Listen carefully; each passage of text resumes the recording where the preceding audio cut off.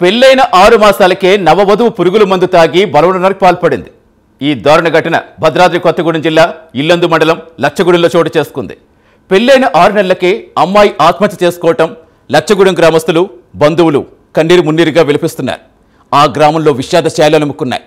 అమ్మాయి మరణానికి కారణమైన వారిపై కఠిన చర్యలు తీసుకుని వారికి శిక్ష పడేలా చేయాలని అంజలి బంధువు కోరుతున్నారు.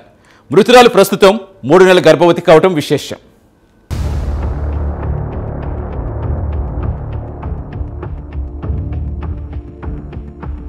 భద్రాద్రి కొత్తగూడెం జిల్లా ఇల్లందు మండలం లచ్చగూడెం గ్రామానికి చెందిన అంజలి ఆత్మహత్య చేసుకుంది.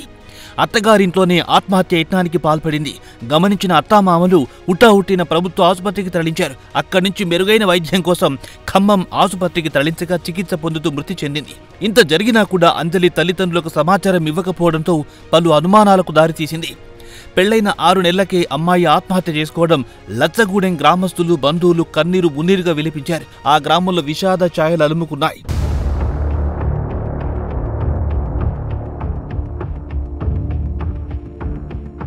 ఆరు నెలల క్రితం కమటం వెంకటేశ్వర్లు ఏకైక కుమార్తె అంజలిని అట్లూరు సాయి కుమార్కిచ్చి పెళ్లి చేశారు. సాయి కుమార్ సాఫ్ట్వేర్ ఉద్యోగి కావడంతో కూతురు సుఖ సంతోషాలతో ఉంటుంది కదా అని ఆశపడి తల్లిదండ్రులు పెళ్లి చేశారు.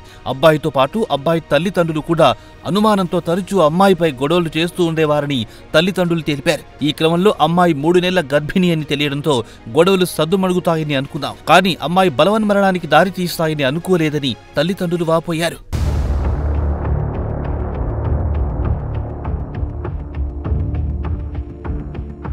ఇదిలా ఉండగా తన కుమార్తె ఆత్మహత్యకు భర్త, అత్తమామలే కారణమంటూ యువతి తండ్రి వెంకటేశ్వర్లు ఇల్లందు పోలీస్ స్టేషన్లో ఫిర్యాదు చేశారు. కేసు నమోదు చేసిన పోలీసులు విచారణ చేపట్టారు.